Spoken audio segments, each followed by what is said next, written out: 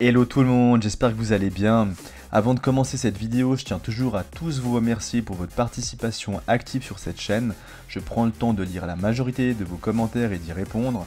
Je vous remercie également pour vos suggestions de vidéos qui, comme je vous l'ai déjà expliqué, m'intéressent fortement, puisque l'idée c'est vraiment d'interagir avec vous et proposer également des vidéos en lien avec vos remarques sur cette chaîne ou encore sur Instagram. Et d'ailleurs, en parlant de suggestions, l'idée de cette vidéo d'aujourd'hui, c'est de justement répondre à plusieurs demandes concernant TradingView et de vous présenter ma configuration personnelle en espérant que ça puisse vous apporter un petit plus pour mieux vous organiser et faire en sorte que vos graphiques soient les plus clairs et lisibles possibles. En bonus, je vais aussi vous montrer en même temps que je vous fais la démonstration des outils que j'utilise sur TradingView, un trade que vous auriez pu prendre le vendredi 9 février. On se retrouve juste après l'intro. A tout de suite.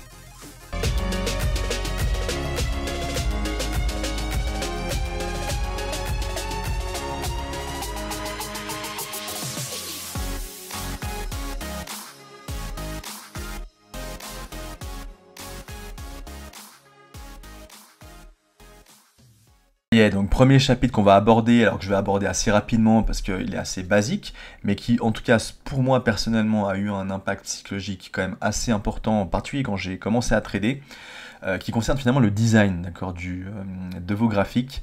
L'idée ici, si évidemment je reprends une configuration classique, donc en gros vous allez dans paramètres, hein, juste ici du graphique, je vais juste réappliquer les paramètres par défaut. Donc voilà, normalement le graphique il se présente comme ceci sur TradingView.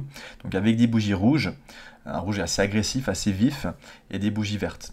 Et en gros, quand j'ai commencé à trader, le fait d'avoir effectivement ce jeu de couleurs, souvent le rouge hein, lié à l'interdit, le vert c'est quand il faut y aller, donc ça pouvait donner des impulsions d'achat, j'ai remarqué que ça avait quand même un impact. Même si l'impact n'était pas énorme, ça avait joué quand même son rôle. Et donc l'idée c'était finalement d'avoir des bougies qui puissent être finalement pas trop agressives et surtout qui évite un petit peu un petit peu de me stresser, parce que voilà, quand vous avez typiquement par exemple une bougie comme ça rouge qui pouvait arriver, que vous êtes en live, moi personnellement c'est quelque chose qui me dérangeait et qui des fois m'empêchait de prendre en fait prendre une position, de passer à l'action, parce que voilà, c'était assez stressant. Et du coup, l'idée, c'était simplement, je me suis dit, il va falloir que je change ma configuration pour quand, effectivement, j'ai des bougies qui s'approchent de mes zones d'intérêt, je sois pas tenté de ne pas prendre position, justement, mais au contraire, ça ne me stresse pas plus que ça. Donc, en gros, l'idée, c'est que simplement, j'ai changé les couleurs de mes bougies et je suis passé sur, voilà, ça c'est ma configuration en moi, sur finalement des bougies qui ne me stressaient pas. Donc, en gros, le jeu de couleurs que j'ai pris, simplement, c'était des couleurs qui étaient relativement douces. Donc simplement pour des bougies justement de vente, j'ai pris simplement un bleu. Le bleu ne me stresse pas du tout, au contraire c'est relativement doux. Et un gris clair. Donc en gros des couleurs qui sont relativement sobres, pas agressives, et qui fait que voilà, quand le prix va s'approcher d'une zone, ça va pas en tout cas avoir cet impact psychologique que ça pouvait avoir sur moi quand j'avais des bougies rouges ou des bougies vertes. Donc l'idée ici c'est pas forcément de reprendre la même configuration que moi, mais en tout cas si vous tradez avec des bougies rouges et vertes et vous sentez qu'il y a un petit peu ce côté psychologique qui peut jouer son rôle, simplement changez, partez sur un design en tout cas ou un jeu de couleurs qui pour vous en gros ne vous stresse pas, psychologiquement vous êtes à l'aise, et aussi permet, ne serait-ce que d'un point de vue lisibilité, d'avoir une lisibilité qui soit claire. Pour moi, le fait d'avoir des bougies comme ça bleues de vente et des bougies grises d'achat, j'arrive parfaitement à identifier la structure, ça me pose aucun problème, au contraire je suis très à l'aise avec ce type de design là. Donc voilà, première chose, design, mais qui pour moi a quand même son importance d'un point de vue psychologique. Maintenant on va passer donc au second chapitre. Deuxième élément très important, en particulier quand vous faites du SMC, c'est la précision, et j'insiste dessus, pour sélectionner vos zones. Ça peut être des zones de demande, des zones de supply, ça peut être aussi quand vous déterminez des droites typiquement, être sûr que vous vraiment, si vous l'identifiez le bout de la mèche, vous allez vraiment l'identifier vraiment avec une précision optimale et pas sélectionner le milieu de la mèche comme ceci et puis vous dire voilà, là je vais être plus ou moins précis. Non, parce que quand vous faites typiquement, vous utilisez cette stratégie-là, il vous faut vraiment être hyper précis. Et je vous donne un exemple très concret qui je pense va être très parlant et qui moi à mes débuts en particulier j'avais tendance à pas être forcément très précis, à manquer de précision et finalement ça m'a coûté évidemment plusieurs trades parce que j'avais mal interprété et en particulier la structure en, en une minute. Et en structure en minute, comme vous le savez, c'est une structure qui est relativement complexe et le moins de détails qui vous échappe, la moindre petite faute de précision, eh ben, ça peut vous coûter cher. En gros, ça peut vous coûter un trade et effectivement mal interpréter finalement la structure et vous faire sortir. Et là, je vous donne un exemple très concret. Simplement, imaginez que voilà, c'est votre structure en minute qui retrace sur une zone en 15 minutes, que la tendance elle est baissière, admettons. Et ça, c'est une zone de décision en 15 minutes. Et puis voilà, en gros, le prix réagit. Et puis vous sélectionnez en fait votre zone ici, enfin votre dernier point, une zone de demande qui est venue se confronter à cette zone de supply. Et effectivement ici, vous voyez, je ne l'ai pas sélectionné avec beaucoup de précision. Normalement, j'aurais dû sélectionner plus bas. Mais en faisant ça, de façon approximative, en fait, le prix, simplement, là, on voit qu'il a effectivement créé, de par mon imprécision, un change of character. Sauf qu'en faisant ça, évidemment, si je l'ai sélectionné avec un manque de précision, parce que des fois ça peut jouer avec vraiment une petite mèche, ou un corps de la bougie, mais juste une clôture tout juste à peine en dessous, et évidemment, on va penser à quoi? On va se dire, ok, on va identifier notre zone de supply en une minute, donc comme ceci, et puis à partir de là, on va pouvoir prendre en gros une entrée ici en short. Sauf que vous avez mal interprété, parce qu'en réalité, si vous aviez déterminé votre change of character avec votre point, avec une précision donc hyper précise et hyper exacte, en gros, vous auriez vu, d'accord, qu'en gros, typiquement cette zone de demande, ok, a tenu, d'accord, il n'y a pas eu de cassure en réalité. Dans la réalité, il n'y a pas eu de cassure. Donc en finale, le prix, qu'est-ce qu'il a fait? Il est venu souvent ici, il a réagi un tout petit peu comme ça, puis après, simplement, il vous a sorti. Parce que simplement, vous n'aviez pas utilisé avec précision, d'accord, votre droite pour vraiment la placer de façon optimale, de manière à être sûr que, effectivement, est-ce qu'en une minute, on a eu bien un change of character ou non. Et du coup, vous voulez que vous l'ayez placé un peu plus haut, vous avez mal interprété finalement la structure en une minute. Et là, typiquement, pour éviter ce genre d'erreur, qu'est-ce qu'il faut faire? Alors, c'est une manipulation qui est assez simple, mais qui, j'espère, vous sera utile pour ceux éventuellement qui ne l'utilisez pas et que vous sélectionnez un peu vos zones de façon, on va dire, approximative. Simplement, alors on va le faire déjà avec une droite, peut-être ça va être plus simple. Si par exemple je veux sélectionner ces mèches-là, ou même le corps de la bougie, mais vraiment le début du corps ou la fin le bout de la mèche ici, simplement vous approchez de la zone, puis vous faites contrôle. Okay, et dès que vous faites contrôle, vous voyez, ça attire comme un aimant en fait le curseur vers soit le corps, soit la mèche tout simplement de la bougie. Vous maintenez contrôle, ensuite vous cliquez. Une fois que vous avez cliqué, vous le rachetez contrôle, et voilà. Et en fait, simplement vous allez sélectionner avec une hyper précision extrême, en gros, le bout de la mèche. Et si là, par exemple, je veux le joindre au bout de cette mèche-là avec beaucoup de précision, pareil, je vais faire CTRL, et puis on va voir que si je me rends là, paf, et que je relâche, voilà, là je sais que j'ai parfaitement mes deux zones qui ont sélectionné, parce que le contrôle, c'est comme l'aimant en fait, il vous donne cette précision-là. D'accord? Tout simplement, c'est vous activez l'aimant pour faire en sorte que vous ayez des zones qui soient précises. Maintenant, si je veux, je ne sais pas, le mettre avec le début du corps ici, simplement je fais pareil, je fais contrôle, je m'approche de la zone et puis je relâche. Et là, je sais que c'est parfaitement le corps de ma bougie, l'extrémité qui a été sélectionnée tout simplement. Ok? Donc même chose ici, je le fais rapidement avec une zone, on va faire par exemple avec cette zone de demande ici. En 15 minutes, je vais supprimer ça. Vous prenez votre rectangle, simplement vous resélectionnez cette zone, vous vous approchez, là je vais m'approcher, je vais prendre le haut, c'est l'extrémité de ma bougie, donc je maintiens un contrôle, je garde le contrôle maintenu, je reclique une deuxième fois un clic gauche avec ma souris, je relâche contrôle, et ensuite simplement je peux dérouler ma zone de demande avec une très bonne précision. D'accord? Comme ça, je sais qu'effectivement, si tout à coup le prix, je paye une clôture de la bougie qui serait à ce niveau-là, je sais que voilà, je ne vais pas me tromper, j'ai pas mal interprété le prix. Ma bougie n'est pas venue clôturer en dessous parce que j'ai finalement sélectionné ma zone comme ceci, sauf que je l'avais mis un peu plus haut parce que je l'ai fait de façon approximative comme ça. Là, ça ne jouerait pas. Ça pourrait porter à préjudice après effectivement votre trade. Et donc, le but, c'est d'éviter ça. Donc, simplement, contrôle. On relâche et puis on sait qu'on est précis sur nos zones. Voilà. C'était, je pense, un élément important parce qu'il va déterminer évidemment la précision avec laquelle vous allez prendre vos entrées et aussi d'éviter, comme je vous ai expliqué, notamment dans votre structure en minute, de vous tromper, de mal l'interpréter. Et ça, c'est souvent un problème que notamment ceux qui ont un niveau débutant ou même intermédiaire ont, c'est à lire la structure en minute et donc voilà, éviter de vous faire piéger tout simplement. On va passer donc à la partie numéro 3. Troisième partie qui concerne la barre d'outils. Donc en gros, je vais lister tous les outils que j'utilise pour du live trading, donc lesquels sont véritablement les plus intéressants pour moi. Donc premier élément, donc hyper important, droite de tendance. Donc la droite de tendance, vous la connaissez tous.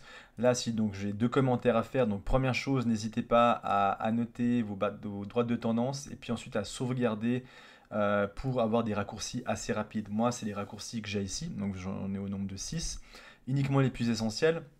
Donc le premier break-even, c'est quand mon stop loss je l'amène à mon point d'entrée. Plus important évidemment, cassure de la structure à la baisse, cassure de la structure à la hausse. Alors que je la note très léger, donc je mets pas tout ça évidemment, ça c'est le titre que j'ai mis, mais par exemple vous voyez pour une cassure de la structure à la baisse, j'ai mis juste un B et en dessous de la barre.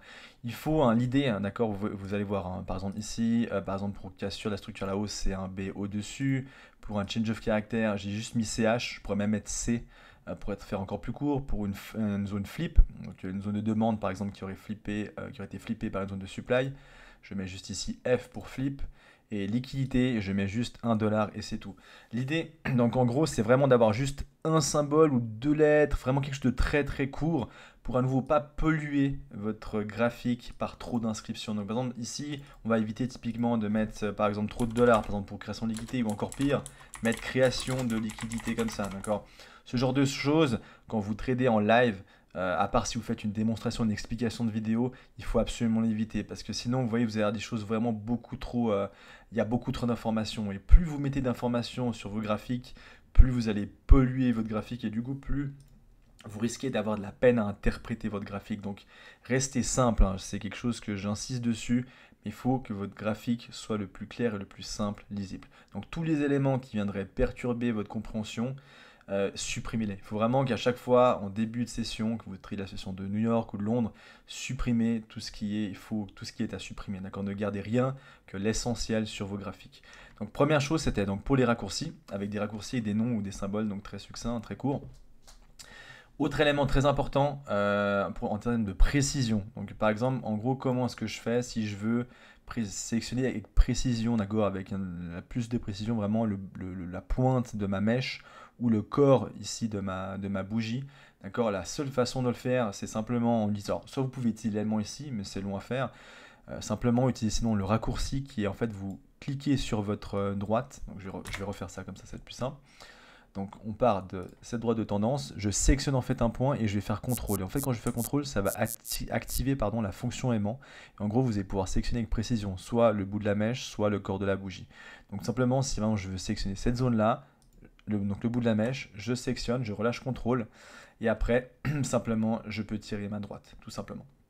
D'accord, donc ça c'est aussi un élément qui est un aspect qui est très important.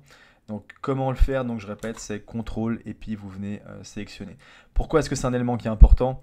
Parce que je vous donne un exemple concret que je vous montre ici, et ça m'était déjà arrivé à mes tout débuts, c'est que je manquais de précision, et typiquement quand vous êtes dans une structure en 1 minute, comme j'ai expliqué, la structure en 1 minute est quelque chose d'assez complexe à lire, et qui demande surtout une grande précision. Et si vous n'êtes pas précis, vous pouvez faire typiquement ce genre d'erreur, là que je vous ai schématisé de la façon suivante. Donc imaginez qu'ici on est vous avez une zone de supply, une structure en 1 minute qui remonte vers votre zone de supply en 15 minutes, et puis là, en fait, vous marquez vos 2 points de structure, et simplement vous tracez votre droite, votre change of character, donc qui est censé montrer votre change of character, de la façon suivante. Mais le problème c'est que vu que j'ai pas été assez précis, parce qu'on voit que ici ma droite n'est pas sur vraiment mon point de structure, en gros si le prix revient retracé comme ça et puis dépasse ma barre, je pourrais croire que c'est un change of character. Puis du coup ce que je vais faire, je vais me dire ok, du coup quand le prix va revenir ici, je vais pouvoir prendre en gros une entrée en short, comme ceci, sur ma zone de supply unit. Le problème c'est que vous faites ça, puis en fait le prix fait juste à peine ça, puis remonte parce qu'en réalité il n'y a pas eu de cassure sur la structure si j'avais vraiment tracé mon point de structure avec vraiment une grande précision.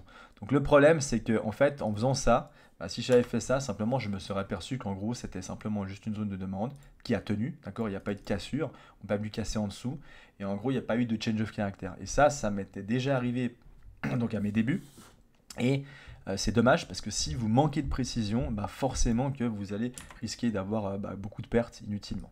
Donc faites attention, et en particulier dans la structure en 1 minute. Donc ça, j'insiste dessus. Et donc là, à nouveau, même chose. Donc retenez bien, c'est contrôle, et puis vous venez sélectionner, d'accord, ça utilise la fonction aimant, et vous venez sélectionner vos zones. Autre élément aussi important, pour pareil toujours pour la droite de tendance, quand vous voulez vraiment tracer justement quelque chose de parfaitement parallèle, d'accord, parfaitement donc, dans l'axe, pour que ce soit rapide à faire, simplement pour ceux qui ne le savent pas, donc maintenant je vais sélectionner cette mèche-là, ou pardon, cette mèche-là, et puis je veux vraiment m'assurer que voilà, je sois parfaitement parallèle. Simplement vous faites majuscule, d'accord, simplement la fonction majuscule va, vous voyez, à chaque fois que j'appuie sur majuscule, parfaitement me rendre ma droite parfaitement, donc parallèle, d'accord. Donc simplement une fois que vous avez fait ça, vous cliquez, vous relâchez la majuscule et vous avez une droite parfaitement parallèle. Voilà, ça va aussi vous éviter des erreurs de précision. Donc là, c'est tout ce que j'avais à dire pour tout ce qui est, donc tout ce qui touche aux droites de tendance.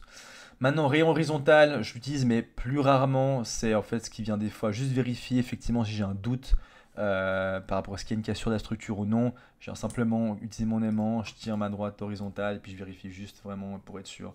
C'est juste pour que ça aille assez vite. Donc voilà, ça c'est pas forcément quelque chose de nécessaire, mais que j'utilise quelques fois. Ligne horizontale important. Pourquoi? Alors là, dans le cas présent, je peux essayer de vous trouver un exemple. Ouais, par exemple ici.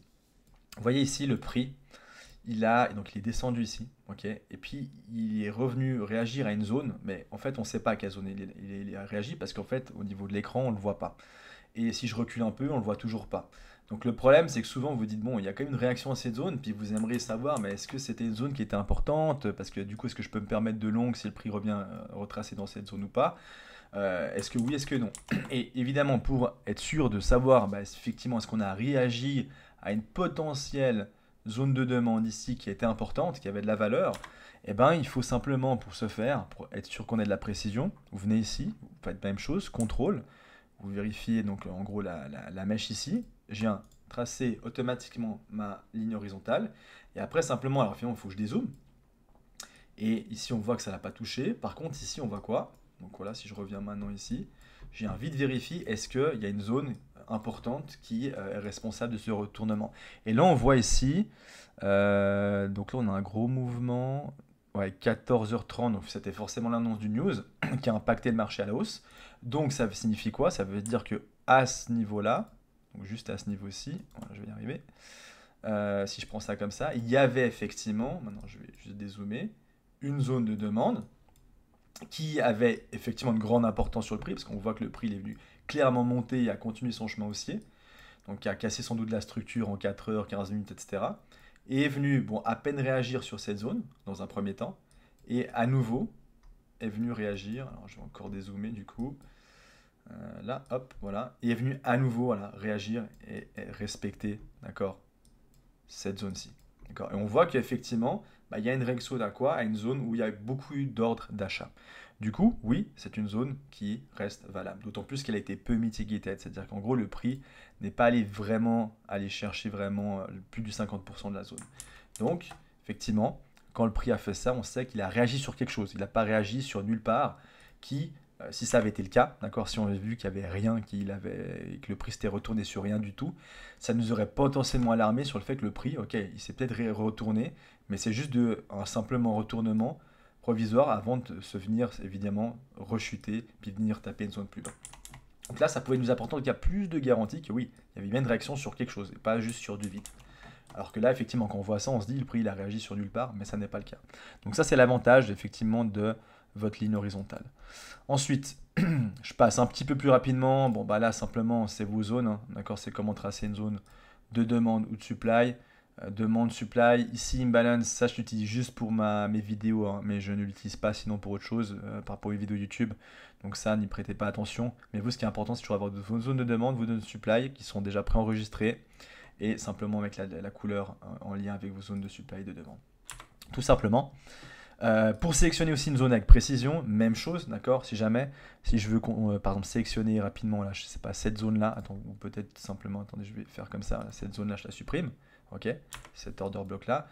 Donc comment je l'ai sélectionné? Simplement j'ai fait CTRL, j'ai été chercher la pointe, j'ai cliqué, ensuite j'ai fait clic gauche, je descends chercher le bas de ma mèche, et puis ensuite simplement, voilà, je viens tirer cette zone ici comme ça. Et là je sais que j'ai effectivement ma zone de demande qui a été tracée avec précision. À nouveau, c'est très important d'être précis quand vous tracez vos zones de demande. Donc voilà. On y va avec les positions long, short. Simplement ici, ne perdez pas de temps aussi, c'est très important. En particulier quand vous faites du scalping, d'accord, il faut déjà que tout soit bien paramétré. Donc si par exemple vous avez pour habitude de prendre plus ou moins un stop loss à 3,5 pips, et puis prendre un DRR en moyenne, par exemple je dis comme ça ici à 5, donc là, j'ai de la peine à sélectionner 5, on va y arriver, on n'y arrive pas, vous voyez j'ai de la peine, j'y arrive pas du tout. Bah bon, je n'y arrive pas, voilà. Donc simplement ce que vous faites, c'est que bah moi simplement pareil, vous paramétrez en gros un raccourci pour tout de suite avoir un ratio de 1/5 avec un stop loss à 3,5 pips. Si c'est généralement le stop loss que vous utilisez pour la plupart de vos trades, si c'est 3 pips, si 2,5 pips, ou après vous pouvez en configurer comme vous voulez, mais simplement il faut que ça aille vite et configurer, ne perdez pas de temps à configurer ça. Après vous pouvez très bien l'ajuster manuellement, ça c'est faisable, d'accord, mais simplement ne perdez pas de temps, d'accord, à le faire. Donc en gros, quand vous avez un trade, vous prenez tout de suite ça, vous faites hop, longue 1/5, et vous l'avez. Ou si c'est un dur sur 3, 1 sur 2, 1 sur 4, mais voilà, faites en sorte, d'accord, de les avoir directement bien paramétrés. En fonction, évidemment, du marché que vous tradez. C'est sûr que ici, oui, j'ai un 3,5 pour effectivement l'euro USD. Après, si c'est pour, si je trade du gold, etc., ça va être voilà, un autre ratio, ce ne sera pas la même chose. Ok. Donc simplement, voilà, et soyez sûr d'avoir effectivement déjà ça de près, comme ça va vite. Intervalle de prix, important, alors ça peut être important pour deux choses. Ça peut être important pour typiquement vérifier, par exemple, quand vous avez ça, par exemple ici, donc si je fais ça comme ça, hop, je vais sélectionner cette zone, voilà, je trace ma droite ici. Par exemple ici, si vous vérifiez si c'est un sweep ou pas, d'accord, est-ce que c'est un sweep ou pas, est-ce qu'il y a eu suffisamment de baisse pour qu'on puisse considérer ça comme un sweep de liquidité avant un redressement du prix ou non. Bah, simplement, vous venez ici, vous prenez ici en gros votre intervalle, vous le comparez à ça, et après en fonction évidemment de votre expérience du marché, de ce que vous avez observé, là on a quasiment un pips, est-ce que pour vous, c'est voilà, vous considérez que c'est suffisant ou non comme étant simplement un sweep de liquidité et pas juste simplement, effectivement, on est venu à peine peut-être à 0,1 pips venir juste un peu plus bas, alors qu'en réalité, finalement, c'est pas un sweep, d'accord. Donc simplement, ça peut m'aider à faire ça. Autre élément plus important encore que ça, c'est si, alors là je peux pas vous le montrer directement, mais si vous comparez, si vous les tradez évidemment, donc moi là je suis sur l'euro euro USD, mais si vous allez sur la paire GBP USD, d'accord, GU, donc la livre sterling face au dollar américain, sachez que il y a une corrélation, d'accord, qui est importante entre GU et en EU et GU, ok. Donc en gros entre l'euro face au dollar américain et entre la livre sterling face au dollar américain. Et vu qu'il y a une corrélation, souvent, ça peut être intéressant, d'accord, pour voir si effectivement vous avez, si par exemple le prix est éloigné par exemple de cette distance-là, ok, par exemple si on est là, puis on vient ici, puis on se dit ah ok, il y a pour ma prochaine zone de demande en 15 minutes sur l'euro USD, ok, on est à 4,9 pips, bah, vous pouvez le comparer. Vous pouvez le comparer et voir par rapport à GU, donc la livre sterling face au dollar américain, est-ce qu'il y a plus ou moins aussi la même distance? Si tout à coup, effectivement, vous apercevez qu'il y a, je sais pas, beaucoup plus, je dis comme ça 15 pips, et là il n'y en a que 5, ben effectivement, là, peut-être que votre interprétation du marché va changer. Peut-être vous allez dire, ok, là, dès que le prix arrive sur l'euro USD, peut-être je vais être vigilant parce qu'il y a peut-être une trop grosse distance avec la livre sterling. Donc peut-être je ne vais pas prendre tout de suite en entrée en short. Peut-être qu'il faudra que j'attende que, je sais pas, on entre plus dans une zone de mitigation, par exemple. On va attendre peut-être que le prix fasse ça, d'accord? Et d'ici là, sans doute que GU aura touché sa zone de demande avant éventuellement de considérer une entrée en longue, d'accord? Donc ça, c'est des éléments qui peuvent vous permettre, en comparant l'intervalle entre ces deux paires notamment, de voir si, ok, est-ce que j'attends peut-être plus de mitigation sur EU parce que GU, il y a une plus grosse distance à atteindre. Et ça, des fois, je le fais, je le regarde souvent parce que ça me donne, ça va aussi m'informer des fois sur ce genre d'éléments, tout simplement. Donc ça vous évite, si vous voulez, à seulement prendre une entrée un peu trop précipitée parce que on sait qu'on a souvent cette corrélation entre ces deux paires-là. Voilà, on se retrouve ici en nuit en 4 heures. Donc le but pour l'expliquer, le retracement de Fibonacci, c'est de vous montrer un exemple très simple. Donc, vous voyez, en 4 heures, on est quoi? On est baissier, je pense que c'est assez clair. Au niveau de la structure, vous voyez, on vient vraiment casser à chaque fois la structure à la baisse, hein, ok, comme ceci, ok. Puis en fait, l'idée de Fibonacci, c'est si vous êtes un swing trader, Ou alors éventuellement que vous voulez voir à quel moment l'order flow en 15 minutes justement va se retourner, et puis peut-être justement envisager du coup plutôt des shorts que des longues, typiquement dans une structure comme ça en 4 heures qui est baissière. En gros, simplement vous prenez votre dernier swing point, ok, et le dernier, donc swing high, votre dernier swing low, et en gros vous regardez, c'est-à-dire qu'en gros si le prix, alors j'ai avancé ça un peu comme ça, voilà, pour que ça soit plus visible, si le prix, donc en fait, donc là c'est la continuation, d'accord, donc ça c'est retracement, continuation du prix retracement, continuation du prix, retracement, continuation du prix. Ok. Et on voit qu'en fait, ça peut nous permettre justement ce retracement de Fibonacci, de voir à quel moment, je vais juste supprimer ça, à quel moment justement le retracement peut potentiellement prendre fin. Et souvent, il y a des niveaux clés. Vous verrez que généralement, quand vous êtes déjà au 50%, et si vous êtes un peu plus, après il peut y avoir différents niveaux clés, c'est là où vous pouvez justement une indication que attention après, parce qu'en 15 minutes, il peut y avoir justement le retournement de l'order flow en 15 minutes. Par exemple, ici vous êtes baissier en 15 minutes, puis après pour passer gentiment haussier, order flow haussier en 15 minutes, et tout à coup vous avez dépassé le 50%, et vous risquez du coup finalement de passer baissier. Donc ça peut vous donner une indication que, ok, une fois que vous êtes atteint cette zone-là, on va éviter les achats, on va éviter de prendre des positions longues, d'accord, à ces niveaux-là, parce qu'il y a un risque justement plus facile de ce que le prix tout à coup se retourne et vienne justement nous stop loss. Donc en gros, s'il y a des longues à faire, c'est bien dans ces phases un peu plus de retracement tout simplement. Et à l'inverse, ça peut vous renseigner sur le fait, ok, à quel moment potentiellement du coup je peux prendre un short. Simplement quand vous êtes dans la zone rouge ici, d'accord, quand vous avez dépassé le 50%, là il y a potentiellement des shorts intéressants qui peuvent commencer à être pris. Et effectivement, dans une optique de swing, alors là, je ne vais pas vous donner un cours sur le swing trading, mais généralement, voilà, dès que vous êtes au 0,5, vous pouvez aussi identifier certaines liquidités, certaines zones éventuellement, order block, et à partir de là, prendre en gros des entrées en short. Mais voilà un petit peu, on voit que souvent le mouvement, vous vous souvenez, un mouvement, quand il est baissier, typiquement, là on est en train dans 4 heures, il ne fera jamais une ligne droite, il y aura toujours ces phases de continuation, récupération de liquidité, donc c'est le retracement, continuation, casse sur la structure, retracement à nouveau, continuation, ainsi de suite. Puis à chaque fois, on vient en fait faire ces mouvements de zigzag. Et dans ces mouvements de zigzag, eh ben, l'idée c'est que regardez à quel moment on vient potentiellement toucher le 50% avant de voir se dire ok, le prix risque à ce moment-là de se retourner. Donc là, on peut faire ça comme ça. Je vais en faire à nouveau rapidement.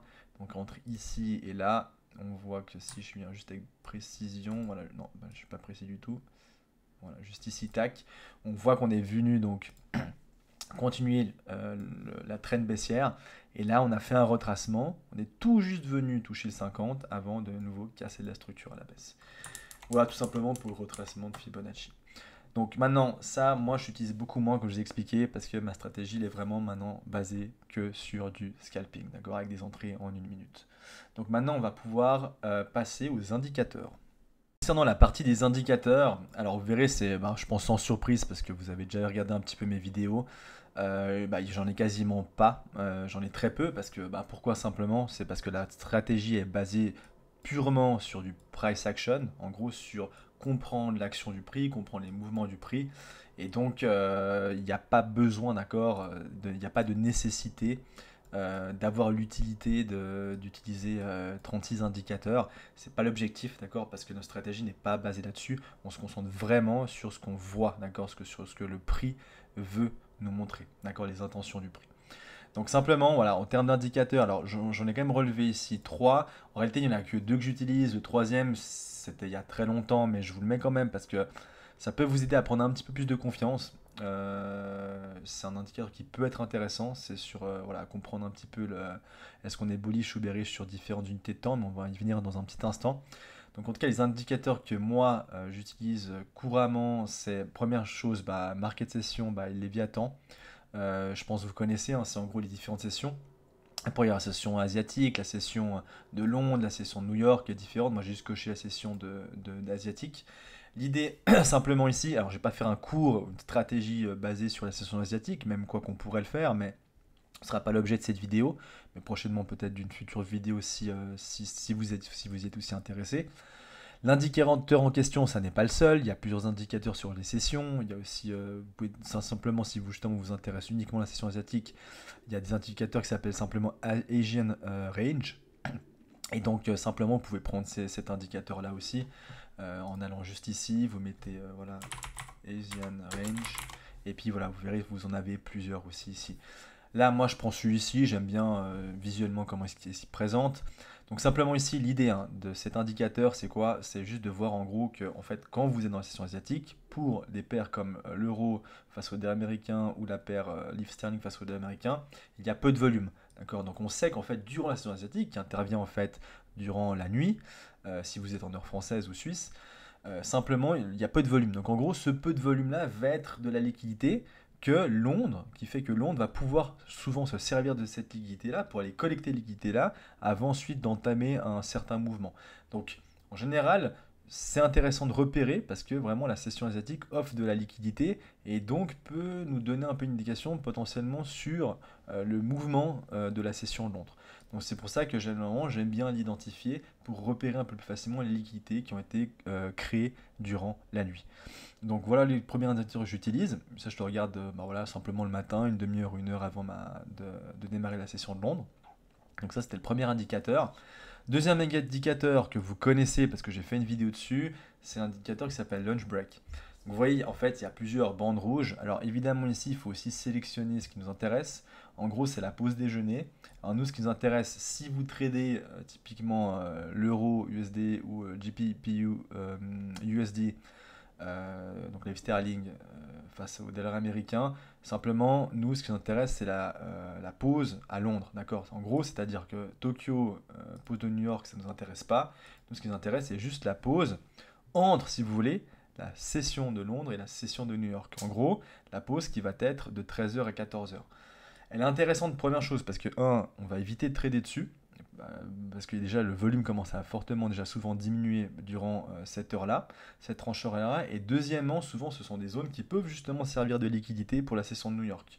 Donc on évite justement ces zones-là, et généralement quand vous avez là, ce genre de zone, simplement, s'il y a, alors là je vois pas vraiment de cas, mais s'il y a typiquement des order blocks en 15 minutes qui ont été créés sur ces zones-là, simplement il faut vous en méfier et ne pas prendre une entrée directement agressive dessus, mais en tout cas toujours attendre pour la session de New York une entrée avec une confirmation, donc un change of character en une minute, avant de vous décider à rentrer, d'accord, sur cet order block en question qui a été créé durant la session, la pause de midi, donc enfin la pause de 13h à 14h, donc heure française ou heure suisse. Donc durant cette lunchtime zone. Donc ça, si vous voulez vous avoir plus d'informations là-dessus, simplement vous regardez une de mes vidéos que j'ai fait qui s'appelle Lunchtime Zone et vous aurez toutes les informations à ce sujet-là. Donc je ne vais pas m'épancher dessus, mais simplement voilà, c'est un indicateur qui peut être intéressant et donc simplement vous mettez Lunch Trade Union Break et vous pouvez l'avoir à disposition. Dernier indicateur, donc comme je dis, je ne l'utilise plus du tout ça, hein, mais je l'ai juste remis volontairement ici pour ceux qui débutent et qui auront de la peine à comprendre un peu la structure. Ça peut vous aider. Normalement, je pense que ça devrait apparaître. Là, ça apparaît juste ici. En gros, ça vous donne, alors sur différentes monnaies, vous pouvez sélectionner. Donc là, par exemple, j'ai l'euro, j'ai le bitcoin, j'ai l'ether, voilà, il y a des cryptos, etc. Mais vous pouvez configurer ça comme vous voulez, hein, juste ici. Vous entrez vos monnaies ici, en gros, les monnaies ici, vous pouvez en entrer, voilà, je crois 5, ouais, effectivement. Vous pouvez y entrer les différentes time frames, d'accord, juste ici. Les montrer, les fermer. Par exemple, si je veux juste me concentrer sur, voilà, juste la toute première, donc qui était l'euro, j'enlève, donc je décoche toute celle-ci. Normalement, je devrais juste avoir, voilà, l'euro. Ici, ça je vais juste y enlever, comme ça on va pas être gêné. Et donc, en gros, ici, ça va me renseigner sur, ok, au niveau de la structure, on est comment? Donc, on va, par exemple, ici, l'indicateur va nous dire, ok, on est baissier en daily, on est baissier en 4 heures, on est actuellement baissier en 1 heure, on est aussi en 15 minutes, aussi en 5 minutes, et on est baissier en 1 minute. Voilà. Donc, en gros, c'est quelque chose qui, si jamais, voilà, vous êtes un peu pas au clair sur la structure, tout à fait, ça peut vous donner des indications de, ok, en fonction de mon style de trading, que je suis en swing, en scalping, comment est-ce que je vais pouvoir prendre une position? Est-ce que je vais plutôt entrer en short? Est-ce que je vais plutôt entrer en long? Quoi privilégier? Donc voilà, ça peut être un petit outil intéressant, pas indispensable. Je répète, hein, le plus indispensable, c'est quoi? C'est la lecture de ces bougies-là, des mouvements, d'accord, de tout ce qu'on a déjà discuté auparavant, mais ça peut être un petit plus, surtout quand vous êtes débutant. Voilà, c'est tout pour les indicateurs, et maintenant on va passer à une autre partie. Dernier outil que j'utilise et qui est indispensable, et vraiment j'insiste là-dessus, mais ce sera très important d'utiliser cet outil de façon systématique. Donc ça, dans la dernière partie de cette vidéo, juste avant que je vous présente un trade que vous aurez pu prendre le vendredi 9 février. Donc là, par contre, pour vous utiliser cet outil, je ne pouvais pas être en replay, donc là je suis directement sur la charte en live. En gros, c'est simplement de mettre des alertes. J'insiste dessus. Par le simple fait que le fait de mettre une alerte peut véritablement vous permettre, d'éviter toute impatience, et de deux, d'éviter de louper une super opportunité. Donc la première chose simplement quand vous mettez une alerte, c'est que vous faites un clic droit, vous mettez ajouter une alerte, et puis après soit vous entrez le prix ici, soit simplement une fois que vous avez créé cette alerte, vous pouvez la déplacer, d'accord? Vous pouvez la mettre où vous voulez, et une fois que votre alerte est touchée, je ne sais pas si ça va faire du bruit là ou pas, en fonction de comment le bruit avant. Là, ça fait du bruit, voilà, ça fait un bip. Simplement, revenez tout de suite sur votre graphique. Donc en gros, si vous êtes en train, je sais pas, vous allez aux toilettes, vous avez faim, vous voulez manger, vous voulez grignoter un petit quelque chose, vous avez soif. Votre femme est en train de vous parler, elle vous demande d'aller, je sais pas, sortir de votre bureau, du lieu où vous tradez, et simplement, voilà, vous avez un téléphone, peu importe, mettez tout de suite une alerte, d'accord? Parce que ça peut aller vite, les mouvements peuvent aller vite, et en particulier quand vous êtes en train de trader sur du 1 minute, comme là on est effectivement sur du 1 minute, les mouvements, d'accord, peuvent aller très vite. Donc c'est très important de pouvoir être disponible tout de suite dès que vous avez une alerte pour revenir tout de suite sur votre écran et puis être attentif à nouveau à ce qui se passe. Donc par exemple ici, admettons ici, je sais pas, le prix se retourne, vous vous dites ok, j'ai de la marge, là on a cassé la structure, c'est mon point de structure, je vais faire ça comme ça. Vous pouvez d'ailleurs, hein, donc ici je mets change of character, je prépare mon change of character, admettons qu'il y en ait un. Simplement vous pouvez mettre une alerte comme ça. Vous pouvez créer une alerte aussi sur votre droite, hein, ici, tout simplement, et faire ceci, donc mettre une alerte comme ceci. Mais simplement parce que ça peut aller vite. On sait que les mouvements en 1 minute, ici vous dites ouais j'ai du temps, si jamais ça revient, peut-être ça prendra voilà, le même temps ici, ça a fallu donc 1, 2, 3, 4, 5, 6, 7.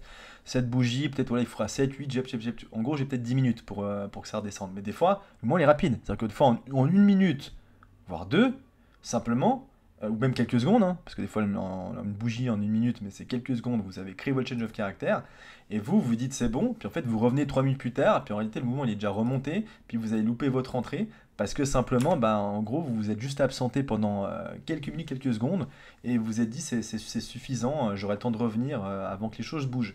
Puis c'est souvent malheureusement de façon assez ironique, c'est quand vous êtes justement pas sur le graphique que des fois les choses se passent. Donc simplement faites attention à ça et mettez constamment des alertes à gore pour éviter ce genre de situation, je vous le dis, parce que par le passé ça m'était déjà arrivé plusieurs fois. Et effectivement maintenant j'ai cette rigueur, hein, de mettre constamment des alertes, même si c'est juste pour aller boire un verre d'eau, si effectivement je suis dans une zone un peu critique, je vais vraiment véritablement faire attention à ça. Donc voilà, autre aussi élément important quand vous placez typiquement pardon, une alerte, c'est, alors par exemple je prends le cas présent, si, alors évidemment ici, bon là le prix il a déjà avancé, mais admettons qu'on n'ait que cette partie-là du prix, d'accord? Toute cette partie-là en gros elle n'existe pas, donc imaginez que cette partie, je vais y arriver, cette partie-là n'existe pas, d'accord? Juste celle-ci-là, et que nous on n'ait que des informations à partir donc d'ici. Et en gros ce qu'on a pu identifier c'est quoi? C'est qu'en gros il y avait une zone ici en 5 minutes, en gros que j'ai présenté ici, et puis ici on a donc la création de liquidité que je viens d'identifier. Moi j'aimerais savoir justement que, en fait ce qui m'intéresse hein, simplement c'est de me dire ok j'ai identifié ça, maintenant à partir de là, bah, j'ai pas forcément besoin de rester constamment sur le graphique, je vais peut-être faire autre chose, simplement parce que voilà, ce que je vais faire c'est que je me vais mettre une alerte juste un peu avant, et puis en gros, quand mon prix viendra à ce niveau-là, et ben effectivement, je sais que voilà, il faudra que je revienne devant l'ordinateur, tout simplement. Donc simplement par un alerte que vous aurez également sur votre téléphone, hein, si vous avez l'application TradingView sur votre téléphone, vous pourrez avoir cette alerte-là également. Donc voilà, ce qui vous permet évidemment d'éviter des fois de rester pendant des minutes, voire des heures, alors que finalement le prix ne vient pas vers votre zone d'intérêt. Donc tant que le prix ne vient pas vers votre zone d'intérêt, vous n'êtes pas nécessairement obligé de tout le temps constamment rester devant un graphique, d'accord, pendant des heures. Et ce qui va aussi vous éviter certaines impatiences, tout simplement. Donc ce que je veux dire simplement par là, c'est que oui, c'est important de rester devant un graphique, mais par moment, si vous dites ok, on n'est pas loin de la zone qui m'intéresse, simplement, je vais observer, au pire je mets une alerte ici, je mets une alerte un petit peu plus bas, je mets deux alertes, Si jamais il se passe quelque chose entre ce range ici, bah, je serai vite averti et je reviendrai. Mais entre-temps, bah, tout ce qui est finalement là, tout ce que le prix est en train de faire comme ça, bah, tant qu'il reste là-dedans, c'est de la liquidité. Donc au final, nous, ça ne nous intéresse pas. D'accord? Nous, ce qu'on veut, c'est que le prix fasse un mouvement dans une direction ou dans une autre, vers une autre zone de demande ou de supply, qui ensuite va avoir de l'intérêt pour nous en tant que trader. Mais là, tant qu'on a de la liquidité comme ça, bah, ces mouvements-là, à part l'avoir identifié, une fois qu'on l'a identifié, ça ne nous sert plus à grand-chose. D'accord? Donc ça me permet évidemment d'éviter d'être impatient, de me dire ok, bah là du coup je vais peut-être essayer de prendre une entrée ici, parce que là le prix ça commence à faire long, ça fait 20 minutes, 30 minutes, 1 heure que j'attends, donc allez je prends mon entrée en short, vous prenez une entrée en short ici, puis au final bah voilà, vous faites sortir, vous faites break-even, et puis ça valait pas grand-chose, parce que c'était de l'impatience qui vous a mené à pas grand-chose. D'accord? Donc simplement, voilà, c'est aussi évidemment pour éviter l'impatience que les alertes sont et peuvent être et sont intéressantes de ce point de vue-là. Voilà, c'est tout pour tout ce qui était outils, indicateurs que j'utilise sur TradingView. Et maintenant, je vais vous faire la démonstration avec une opportunité de trade que vous pouvez également backtester, qui était celle du vendredi 9 février 2024. Voilà la partie bonus de cette vidéo. Donc l'idée c'est de vous présenter un trade qui date du vendredi 9 février 2024, que vous pouvez d'ailleurs également tester. Donc simplement ce qu'on va faire c'est tout d'abord se mettre en 4 heures et regarder un petit peu ce qui se passe au niveau de la tendance et après on reviendra sur le 15 minutes. Donc ici nous voilà en 4 heures. Donc 4 heures assez simple. On avait un mouvement qui était aussi en 4 heures, qui est venu se confronter à une zone de supply en 4 heures. À partir de cette supply en 4 heures, le prix s'est retourné, a créé un flip de cette demande. Et puis ensuite, on a clairement une tendance baissière qui s'est bien confirmée. D'accord. Donc ça, c'est pour la tendance en 4 heures. On voit bien qu'on est bien dans une tendance qui est baissière. De cette zone de 4 heures ici, donc ici présente, là où il y avait véritablement un grand nombre d'ordres d'achat qui se sont mis. Je crois que c'était en lien avec la conférence de presse du FOMC. Donc il y a eu effectivement beaucoup d'achats qui sont intervenus. Et c'était un peu la dernière zone, notre dernière extrême ici, qui n'a pas tenu. Et c'est une zone qui a été brisée par deux supply, finalement notre origine ici, notre extrême en 4 heures, mais qui va moins nous intéresser pour ce trade parce que effectivement on y est trop loin.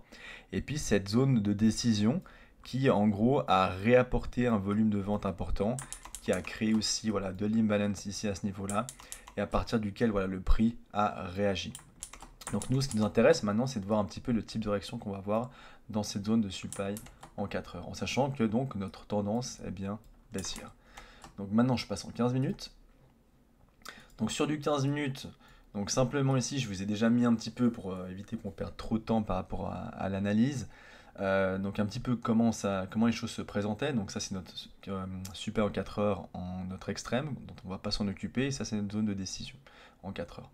Et donc à partir de cette supply en 4 heures, on voit que le prix il a fait quoi? Donc il avait un order flow en 15 minutes qui était haussier. Ici, il est venu se corriger, mais simplement il a récupéré des liquidités ici. En récupérant ces liquidités, le prix s'est retourné et est venu casser à nouveau de la structure ici. Donc à partir de là, on a créé ce qu'on appelle un protected low. Si vous ne savez pas ce que c'est qu'un protected low, je vous invite à revoir une des vidéos où j'en parle. Donc j'ai une partie théorique où je parle de ce que c'est qu'un protected low. Et donc à partir de ce lot-là, en gros, qui a un bas qui est fort, d'accord, qui a réussi à tenir, qui a simplement collecté des liquidités et qui a redonné une impulsion haussière au mouvement, on est venu donc en gros casser la structure, donc juste ici à ce niveau-là. De ce mouvement, d'accord, de ce mouvement aussi, de cet order flow aussi, en 15 minutes, j'ai identifié plusieurs zones de demande. Une première zone de demande qui est ici, qui était un tout petit peu mid-ticketed, juste ici, mais pas complètement. Je l'ai identifié pourquoi? Parce qu'on le verra, le prix a réagi de façon assez forte à ce niveau-là et est venu ensuite changer l'order flow en 15 minutes. Donc première zone que j'ai identifiée. Autre zone que j'ai identifiée qui est importante, c'est qu'après avoir créé ce bas protégé, on voit que c'est ici, on a tout à coup un volume haussier qui est important, qui est venu créer à nouveau de l'imbalance ici, et qui a créé quand même un certain volume, donc juste ici. Donc c'est pour ça que je l'ai identifié, sur lequel je peux m'attendre à ce que le prix ait une réaction. Et dernière zone moins importante, mais j'ai quand même montré ici dessinée. Simplement parce qu'effectivement on a quand même un petit peu d'imbalance, on a un peu de volume, mais par contre on n'est pas venu, si je viens juste faire ça comme ça, donc hop, on n'est pas venu directement avec notre troisième bougie casser la structure, on a un petit peu faibli et seulement après on est venu casser la structure. Donc simplement je l'identifie, mais je sais que cette zone-là n'est pas une zone sur laquelle je m'attends à avoir beaucoup de réactions au niveau du prix. Donc ensuite, une fois avoir touché à nouveau pleinement mitigated, donc utiliser toute notre zone en 4 heures, on a créé juste un sweep de liquidité. Il n'y a pas eu de cassure de la structure, pas de cassure de cette supply en 4 heures. Ici je suis en 15 minutes, mais si je me mets en 1 heure ou en 4 heures, c'est juste une mèche tout simplement. Et il n'y a pas de clôture de la bougie avec le corps de la bougie en 4 heures ou ne serait-ce qu'en 1 heure. Donc en gros on sait que c'est juste un sweep, c'est pour ça que j'ai noté sweep ici. Et à partir de là, le prix s'est retourné, n'a pas respecté cette première zone de demande. Puis ensuite est venu se retourner à une toute petite réaction et clairement ensuite s'est retourné complètement avec beaucoup de pression de vente. Donc de ce chemin ici, on voit qu'il y a beaucoup de ventes qui est intervenue, il y a un gros volume. Et ben de ce chemin-là, même chose, je vais identifier plusieurs zones de demande. Premièrement, notre zone extrême, qui est l'origine à partir duquel l'impulsion de vente s'est manifestée. Donc ça, c'est la première zone qu'on va identifier, très important. Deuxième zone qu'on va identifier, c'est effectivement ici on avait notre protected low, notre bas protégé, c'était vraiment la structure en 15 minutes qui ne devait pas céder. Si elle cède, on sait qu'on va repasser bien baissier à ce niveau-là. Et donc effectivement, elle finit par céder avec cette supply ici présente, qui est venue directement causer la cassure de ce bas protégé-là. On voit d'ailleurs que c'est pas anodin, évidemment, c'est toujours bien de comprendre comment fonctionne le prix. Une fois que le prix s'est retourné au milieu de nulle part, il remonte, touche la zone de supply, où il a fallu vraiment qu'il y ait beaucoup d'ordres de vente pour venir casser cette structure. Et comme par hasard, on a énormément de volume de vente qui intervient au moment où cette zone de supply ici, est touchée. Donc de là, on sait qu'effectivement, on est venu casser la structure ici. Donc là, on est sur la structure à la baisse. Je peux peut-être vous le signaler ici. Donc je répète, quand vous êtes droite de tendance, vous faites contrôle. Ça active donc ici l'aimant. Et puis comme ça, vous êtes sûr de pouvoir sélectionner vos zones avec beaucoup de précision. Donc là, il y a une cassure de la structure à la baisse. Et ensuite, on voit que le prix s'est retourné, est venu créer une cassure de la structure à la hausse, un change of character, et venir confirmer cette cassure à la hausse. Donc là, du coup, on a un order flow en 15 minutes qui est haussier. Il fait comme ça. Il vient, change of character, on redescend, on casse la structure, on revient. Et puis là, on est enfin en train de se confronter à notre dernière zone ici, notre zone de supply. Donc juste ici, juste me décaler comme ça. Qui potentiellement peut être susceptible de tenir. Donc là, vous allez me dire effectivement que notre order flow il est haussier, donc pourquoi essayer de s'intéresser à cette zone? Pourquoi est-ce qu'on va essayer de s'intéresser à cette zone? L'idée, ce serait évidemment plutôt de s'intéresser à cette zone ou à cette zone. Donc la réponse c'est oui, bien sûr. Si le prix revient dans cette zone-là, bien sûr que je vais m'y intéresser. Si le prix revient dans cette zone-là, bien sûr que je vais m'intéresser. Si un change of character ou quelque chose qui intervient à ce niveau-là. Mais pour moi, le prix ne vient pas là. Et autre élément important, comme je l'avais déjà expliqué, première chose, on sait que pourquoi cette zone de supply est importante. C'est toujours bien de connaître pourquoi est-ce que je sélectionne cette zone, en quoi cette zone peut m'apporter peut-être une confirmation ou non, en tout cas d'un point de vue de probabilité, qu'il peut y avoir un retournement de situation à ce niveau-là.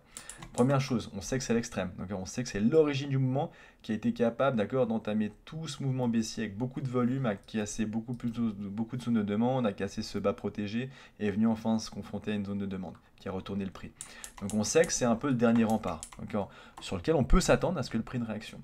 Mais ce qui vient nous confirmer que le prix est susceptible de beaucoup plus facilement tenir, c'est que, je vous l'ai déjà expliqué, quand vous avez une zone, que ce soit une zone de supply ou une zone de demande, s'il y a de la liquidité créée juste en dessous d'une zone de supply, de la liquidité créée juste en dessus d'une zone de demande, alors le prix a beaucoup plus de probabilité de tenir. Ça ne veut pas dire qu'il va tenir à 100%, il n'y a jamais de garantie à 100% qu'une zone tienne, mais ça va fortement en tout cas accroître ses chances de tenir. Donc ici, qu'est-ce qu'on voit? Je vais juste utiliser l'indicateur parce que pour vous montrer. Donc là, effectivement, on était session de nuit. Donc ça, c'est la session asiatique. Fin de session de New York, début de session asiatique. Qu'est-ce qu'a fait cette session-là? On le voit. En gros, on a créé de la liquidité. Il y a toute cette trendline de liquidité qui a été créée. On voit qu'il y avait aussi des liquidités un peu vers le bas qui étaient en train d'être créées, sauf qu'elles ont été prises. Elles ont été prises par ce petit mouvement-là qui est intervenu entre 4h30 et 5h du matin. Et le prix, ensuite, maintenant, est en train de venir donc collecter toutes les liquidités là, parfait, pour notre zone de supply. C'est notre dernière zone qui a de l'importance. Et à nouveau, nous, ce qu'on cherche quand on fait du scalping, avec nos stratégies, c'est qu'on n'a pas besoin de se dire, ok, je vais prendre ici mon ordre ici de vente, je vais mettre mon stop loss ici, par exemple, admettons, et puis, enfin même un peu plus haut, donc juste ici pour couvrir ce haut-là. Et puis mon idée, mon but, c'est d'aller chercher, voilà, pardon, cette target ici. Ça, c'est pas notre objectif. Nous, on n'est pas là pour avoir ce genre de mouvement-là. Nous, ce qu'on veut, c'est rentrer dans un trade et en sortir très rapidement. Il faut que ça dure quelques minutes. Pour qu'il y ait ce mouvement-là, il risque d'y avoir beaucoup d'heures qui passent, d'accord? Et nous, on veut éviter ça, d'accord? Nous, ce qui nous intéresse, c'est de rester peu de temps. Donc ça, on va pas chercher typiquement ce genre de mouvement-là, mais simplement, on va chercher des mouvements plus courts. Ok, on va chercher typiquement, je peux vous montrer ici, voilà, des mouvements qui sont beaucoup plus restreints, d'accord? Des mouvements qui vont en gros nous proposer une idée qui fait que voilà, j'ai une zone de supply, de la liquidité, j'ai une zone de demande en dessous. Très probablement, oui, je peux m'attendre à ce que le prix fasse comme ça et vienne ensuite casser cette zone de supply. Mais vu qu'il y a de la liquidité, je sais qu'il y a maintenant des chances plus accrues que j'ai une réaction, que le prix se retourne, vienne très certainement taper des liquidités juste ici, taper ma zone de demande avant de se retourner. D'accord? Du coup, ça augmente mes probabilités. Mais là, on va le voir effectivement plus en détail en une minute. D'accord? Mais c'était juste pour vous expliquer que voilà, même si votre order flow est haussier, bien évidemment que ça a plus de probabilité que si vous prenez des longues, ça fonctionne. Mais on peut aussi tout à fait, ça c'est l'avantage de la stratégie, aussi prendre des positions en short sur des zones dont on a beaucoup de garanties qu'on risque d'avoir une réaction. Et ici, je l'ai montré par le fait que ce soit l'extrême de ce mouvement-là et qu'il y ait de la liquidité juste en dessous de cette zone de supply. Ok? Donc maintenant, on va passer en une minute. En une minute, donc là, on est en une minute. Donc bon, en gros, ce qui nous intéresse, évidemment, c'est quoi? C'est de voir s'il y a un change of character en une minute. Donc là, je vais un petit peu avancer le prix. Donc là, on crée une cassure de la structure à la hausse, donc en une minute, hein, on le voit ici. On vient donc toucher plus ou moins le 50% de la zone, c'est très bien, de supply en une minute. On corrige un peu, on corrige, on remonte un peu. Donc nous, ce qu'on aimerait, hein, c'est ici, on voit qu'on a une zone parfaitement identifiable de demande, order block, imbalance, qui est venu casser cette zone. Donc c'est sûr que si cette zone-là ne tient pas, ça va commencer à nous apporter plus de garanties que, ok, le prix est susceptible de se retourner, et puis peut-être d'aller chercher un mouvement plus bas. Maintenant, ce qui est toujours important quand vous avez ça, okay, quand vous avez ce genre de mouvement, au-delà du change of character, c'est quoi? Ici, on sait que, donc, premièrement, les liquidités, elles ont été prises pour cette zone de supply, donc juste ici. Ça, on le sait. Okay. Donc ça, c'est important, il fallait de la liquidité. Maintenant, maintenant qu'on a atteint cette target-là, est-ce qu'on a de la liquidité pour le bas? Donc est-ce qu'on a du carburant pour pouvoir alimenter ce mouvement potentiellement de prix jusqu'à cette zone de demande ici qui est plus bas? Ici on le voit, oui, d'accord, on a toute cette trendline qui est présente, ok. On a aussi également des liquidités qui se trouvent ici. Donc ça, tout simplement, pour le moment, quand je arrive à ce niveau-là, je peux très bien faire ça, le marquer ici. Donc là, ici, j'ai la liquidité et également de la liquidité qui va être ici, d'accord. Toute cette trendline ici, ça va être du carburant pour alimenter mon short, d'accord. Posez-vous toujours la question, s'il n'y a pas de carburant pour entrer, ou pour sortir de votre trade, n'y allez pas, d'accord, parce que c'est pas un trade avec de fortes probabilités que ça se produise, d'accord. Donc nous, ce que on cherche, c'est uniquement des trades qui ont une probabilité élevée. Si vous ne cherchez pas des trades qui ont une probabilité élevée, c'est comme ça que malheureusement vous allez enchaîner les pertes et puis après vous allez vous dire je comprends pas. Donc attendez, la liquidité c'est tout dans ce marché-là. S'il n'y a pas ces indicateurs-là, ces signaux-là, n'y allez surtout pas. D'accord, je réinsiste dessus parce que ça c'est vraiment un aspect qui est le plus crucial dans le trading et si c'est pas bien compris et pas pris en compte, vous allez toujours sélectionner les mauvaises zones ou pas, voilà, et puis vous faire sortir et vous demander pourquoi alors que finalement voilà, ce qu'on a besoin c'est simplement de liquidité pour une zone et de liquidité pour en sortir quand vous prenez votre entrée. Donc là on a la liquidité, donc on sait qu'on on peut alimenter ce mouvement là. J'avance un petit peu. Donc là, voilà, ici on a notre change of character. Donc maintenant je vais identifier mes zones. Donc zone de décision, facile évidemment à identifier, directement responsable d'accord, de la cassure de cette structure ici présente. Imbalance, volume, d'accord, il y a tout ce qu'il faut, donc c'est parfait. Par contre, on peut aussi prendre en considération toujours notre extrême, d'accord, même si c'est voilà, pardon, c'est l'origine du mouvement, même si elle est proche de la zone de décision, toujours bien de prendre en considération toujours notre extrême. Là, on voit qu'on a une mèche qui a créé cette impulsion baissière. On n'a pas réussi d'abord à casser la demande, mais on doit prendre en compte quand même cette zone extrême. Maintenant, la question, c'est de savoir, toujours, à nouveau, toujours en lien avec notre stratégie, c'est est-ce que ça va servir de liquidité à cette zone-là, ou est-ce qu'on va avoir de la création de liquidité, comme ceci, pour, je vais faire ça comme ça, hop, création de liquidité, voilà, création de liquidité, qui fait qu'on sait que du coup, si on a ce genre de schéma là en 1 minute, notre zone de minute est beaucoup plus susceptible de tenir et risque de ne pas justement servir de liquidité pour la zone juste au-dessus. Même si effectivement là, dans ce cas présent, les deux zones sont proches. Mais c'est juste pour vous expliquer le raisonnement que vous devez avoir quand vous êtes dans ce genre de situation.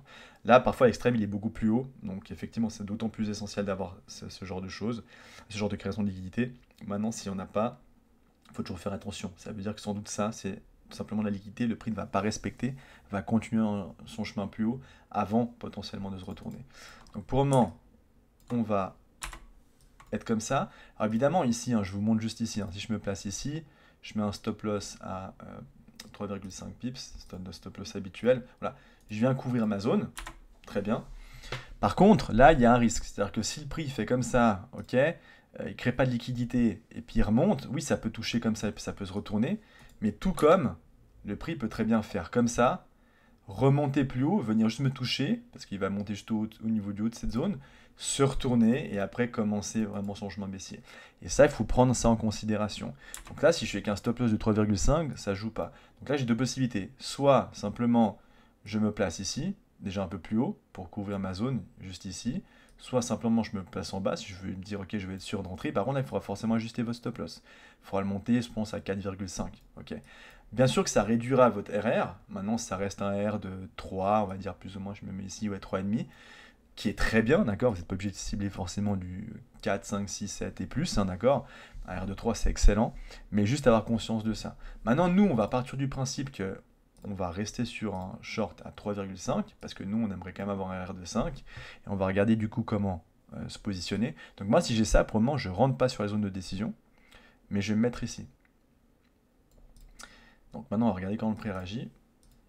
Le prix corrige un peu, rien de spécial. On vient quand même chercher des liquidités. Donc du coup, là, je dois toujours réajuster ma traîne à liquidité. Donc on en a pris quand même. On a pris cette liquidité-là, on a pris celle-là, mais il reste encore celle du bas ici. Plus peut-être si le prix se retourne. Il ne se retourne pas, on continue. Alors on va avancer un petit peu. On a pris encore pas mal de liquidités à nouveau. On remonte. Donc on en a quand même. On a toujours en bas. On a toujours du carburant en bas, qui est quand même présent. Pardon, juste ici. Et on a quand même ça qui n'a pas été pris, ça qui n'a pas été pris, et là on a une sorte de double bottom. D'accord. Donc on a ces liquidités, ces liquidités, ces liquidités, plus ça. Donc pour le moment, c'est quand même encore suffisant pour me dire, ok, si jamais le prix revient, le prix aura encore de quoi alimenter, en gros, ce mouvement à la baisse. D'accord. Donc c'est encore suffisant. Maintenant, si on était venu ici, là, clairement, si le prix revenait, j'y serais pas allé. D'accord. Là, j'aurais pas pris d'entrée, et parce que du coup, j'aurais estimé qu'il n'y avait plus assez de liquidités. Donc c'est toujours important, toujours réévaluer bien ces liquidités-là. Donc le prix monte avec du mouvement. Donc là, clairement, quand vous avez aussi une impulsion comme ça haussière, pas de création de liquidité, attention, la zone de décision, il vaut mieux éviter d'y rentrer. Donc, parce qu'elle risque de très certainement servir de liquidité. L'idée, c'est que, en tout cas ici, ce qu'il aurait fallu, c'est simplement un mouvement qui, si déjà le mouvement il est fait comme ça, il était revenu un peu comme ça, là, ça aurait été déjà plus intéressant. Mais là, pour le moment, au contraire, il y a du volume qui vient. Donc on a un tel volume, on ne rentre pas comme ça sur ce genre de position parce que c'est le meilleur moyen de se faire sortir.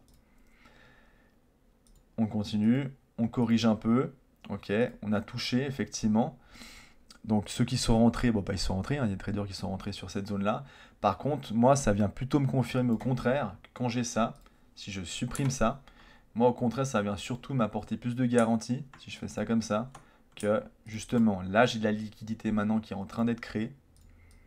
Pourquoi ma zone extrême? D'accord. Là, j'ai plus de garantie. On a effectivement bien ce petit mouvement avec un gros mouvement à la baisse, ce gros mouvement et à nouveau avec un mouvement à la baisse. Et du coup, j'ai un point ici, un autre point qui m'assure que voilà, je commence à avoir effectivement une création de liquidité, ok, comme ceci, pour mon extrême ici. Donc là, clairement, si j'avais encore des doutes, maintenant je sais que je peux y aller avec beaucoup plus de confiance. 1, j'ai de la liquidité pour mon extrême.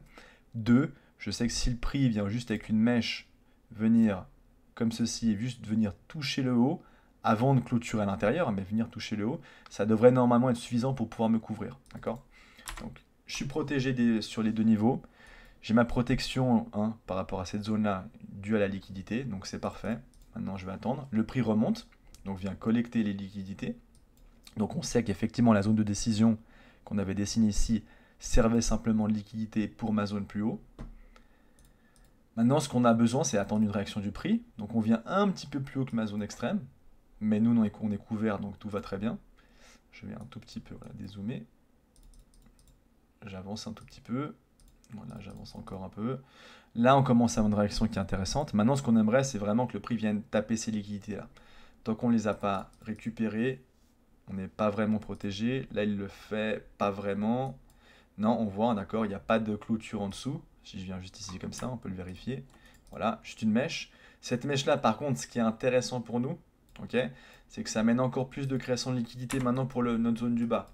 Donc maintenant, si je réajuste ça comme ça, on a ce double bottom, plus cette zone-là, plus encore celle-là. Donc je répète, on a sa liquidité qui est en train de se former. On a celle-ci qui a effectivement pas vraiment été prise. Celle-ci, plus ça. Donc on a vraiment plein de carburant pour pouvoir vraiment venir aller taper notre zone du bas. Donc c'est intéressant pour nous. On va regarder maintenant comment le prix évolue. Parfait. Ça nous confirme bien qu'il y a une création de liquidité. On remonte, on redescend, mais pareil, on ne vient toujours pas clôturer. Je vais juste vous montrer ça ici comme ça. Voilà, on n'y est tout juste pas. On attend de voir maintenant comment le prix réagit. Là, cette fois-ci, on casse. Là, on vient casser. On vient casser, on vient confirmer qu'on casse. Donc là, c'est parfait. Maintenant, quand j'ai ça, je sais qu'ici, je peux effectivement me mettre en break-even. Je viens me protéger. Et maintenant, il faut effectivement espérer que le prix, maintenant, vienne bien collecter les liquidités qu'on aura bien identifiées. Normalement, il y a assez de carburant pour qu'il le fasse, mais si jamais il n'y a pas assez, je sais que si jamais le prix remonte ici, je suis protégé à ce niveau-là. Donc au pire, je perds 0, et puis voilà. Donc maintenant, on avance le prix. Voilà, le prix vient de descendre plus bas, c'est parfait. Ici, on voit qu'il y a encore toute cette zone de liquidité, donc celle-là, je peux la supprimer maintenant. Il y a toute cette zone de liquidité qui n'a pas été, je vais faire ça comme ça, voilà, qui n'a pas été encore collectée, mais on crée encore plus de liquidité pour le dernier petit bout. Est-ce que ça va être suffisant ou pas pour aller les collecter? Je vais avancer encore un peu, j'avance encore un peu, voilà. On vient juste chercher des liquidités vers le haut. Alors, est-ce qu'on va monter plus haut ou pas? Ça, on ne peut pas le savoir tant qu'on est ici. Voilà, là, on a enfin le mouvement qui vient baisser. Et voilà, on est ici. Alors là, vous voyez, on est très proche de la zone. Donc maintenant, moi, généralement, quand je suis face à ce genre de mouvement, comment je réagis? Parce qu'évidemment, quand vous êtes en live, vous ne pouvez pas connaître le futur. Donc vous n'avez aucune idée de ce qui va se passer. Le prix pourrait très bien faire ça. Et puis d'un coup, se retourner. Il n'y a pas de garantie non plus que le prix vienne automatiquement toucher cette zone de demande. Maintenant, simplement, parce que voilà, toutes les liquidités ont été collectées, donc on espère que, mais à nouveau, là on est dans un trade où on cherche un ratio de RR 1/5. Maintenant ici, quand moi je suis déjà là ici, je vois que je suis à 4,69, d'accord? Donc il y a juste un tout petit dernier bout pour arriver à 5, j'observe l'action du prix. C'est-à-dire que si tout à coup, voilà, là ça baisse, ça me va, là je vois une bougie verte. Quand j'ai ça généralement, je ne vais pas trop prendre de risques, je vais déjà clôturer 80% de ma position. Comme ça au moins, je récupère l'argent. Avoir un RR de plus de 4, c'est excellent, d'accord? Je veux dire, c'est plus qu'excellent. Et moi, je suis parfaitement satisfait avec ça.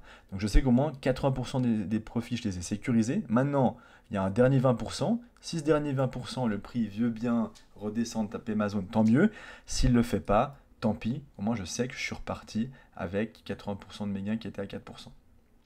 Avec un R de 4, pardon. Donc là, on remonte, on redescend. Là, on vient toucher enfin la zone. Quand on touche la zone, puis qu'il y a cette réaction-là, à nouveau, deux possibilités. Soit vous clôturez totalement votre position, les 20% derniers, parce que moi, généralement, c'est soit j'ai des bougies de vente qui viennent confirmer qu'on descend plus bas, mais je ne prends pas de risque. Là, à nouveau, vu que vous avez touché cette fois-ci officiellement, le prix pourrait clairement remonter maintenant. On sait, d'accord, je répète, on sait qu'on est quoi? Dans un order flow en 15 minutes qui est haussier. D'accord, il y a une grande pression aussi d'achat à la hausse. Donc le prix une fois qu'il a touché notre zone, même s'il n'a pas mitigué parfaitement cette zone, il y a des probabilités maintenant que le prix se retourne. Et on sait qu'on augmente ces probabilités-là. Donc nous, on ne veut pas non plus trop prendre de risques. Donc généralement, moi, quand j'ai ça, tout à coup, il y a deux possibilités. Soit vous abaissez votre stop loss ici, en gros, vous mettez votre stop loss juste ici, pour éviter justement d'avoir une mauvaise surprise, soit simplement vous clôturez totalement votre position. Le prix remonte un peu, puis il redescend, il vient toucher voilà, notre RR de 5. Ok, mais ça, évidemment, quand vous êtes confronté en live, vous ne pouvez pas le savoir. Donc ce qui est toujours très important, c'est ok, préserver d'accord, votre capital, c'est très important. C'est dès que vous pouvez sortir de l'argent, c'est pas parce qu'il y a quelques pips qui n'ont pas été touchés qu'il ne faut pas sortir de l'argent, d'accord. Malheureusement, là, le prix, il aurait pu faire un trader comme ça, il aurait pu très bien descendre, continuer avec des bougies de vente, et puis tout de suite venir taper de votre target. Mais là, d'un coup, il y a une petite réaction. Donc dès que vous avez une petite réaction, attention, prenez pas de risque, prenez ce qu'il y a à prendre. Dès que vous dépassez un R de 4, c'est plus que suffisant. Moi, des fois, même des R de 3, je prends 80%, je prends pas de risque, comme ça, je sécurise mes profits. Et voilà, si ça vient taper le reste, tant mieux. Sinon, simplement, vous abaissez votre stop loss. Et puis, si le prix remonte, voilà, vous avez repris encore les derniers 20% un peu plus haut. Et au moins, vous avez fait un trade qui était gagnant et vous êtes reparti avec de l'argent. L'idée, c'est que voilà, vous prenez du temps à prendre toutes ces configurations, à préparer tout le terrain. L'idée, c'est qu'une fois que vous êtes dans un trade qui est dans votre sens, c'est que, allez, n'hésitez pas, prenez du profit. C'est tout, du coup, pour cette vidéo. Donc l'idée de ce bonus, c'était simplement de vous montrer qu'on peut aussi trader, même quand vous avez un order flow qui est haussier, en 15 minutes, mais que vous avez une tendance en 4 heures qui est baissière, vous pouvez très bien prendre aussi des entrées en short, mais pour autant que voilà, vous ayez des conditions spéciales, notamment ici, je reviens ici, zone extrême, avec un fort mouvement baissier, qui a créé plein de choses, plein de cassures, plus création de liquidité pour cette zone, ce qui confirme qu'on risque d'avoir effectivement de la réaction sur cette zone de supply en question. Donc c'est possible, donc vous pouvez très bien jouer entre cette zone-là, puis après cette zone-là, et puis après voir si effectivement, alors si j'avance un petit peu, là on est en 15 minutes, bah voilà, on voit que sur cette zone-là, 15 minutes, comme par hasard, parce que l'order flow est haussier, on a une réaction, on redescend, on remonte, et puis là, on vient casser à nouveau la structure. Donc effectivement, l'order flow est bien haussier, on confirme que cette demande a bien tenu, très bien. Là, il y avait sans doute aussi une opportunité de trade, très certainement. Et simplement, en gros, mais est-ce que ça vous a empêché de pouvoir prendre une entrée en short? Non. Simplement parce que vous avez identifié la liquidité ici, pour cette zone, la liquidité ici, pour notre zone du bas ici, et c'était amplement suffisant pour avoir un trade avec un R de 5 qui était gagnant. J'espère en tout cas que vous avez apprécié cette vidéo. N'hésitez pas en commentaire à faire des commentaires sur cette vidéo. Est-ce que ça vous a plu? N'hésitez pas aussi à me proposer toujours des sujets. Je les mets évidemment en stand-by, mais j'en ferai à chaque fois des vidéos au fur et à mesure. Et puis voilà, je vous souhaite une très bonne semaine et je vous dis à tout bientôt. Ciao, ciao.